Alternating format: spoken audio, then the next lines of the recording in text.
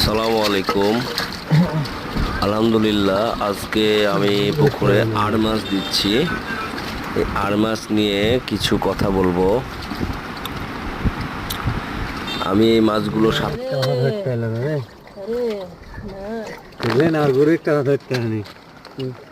আপনার গুরু চাচা, আমার গুরু এটা কি মাছ? ছোট্টটা বিলাট একটা বিলাট রাসেল টাওয়ার লিয়ে বিলাট ছিল তো তার উপরে তাই অন্য জনা ভাই তিলে ওইটা পরে ধরেছিল দেন ওকে আগে ধরেন, ওকে আগে ধরেন। ইয়ে কত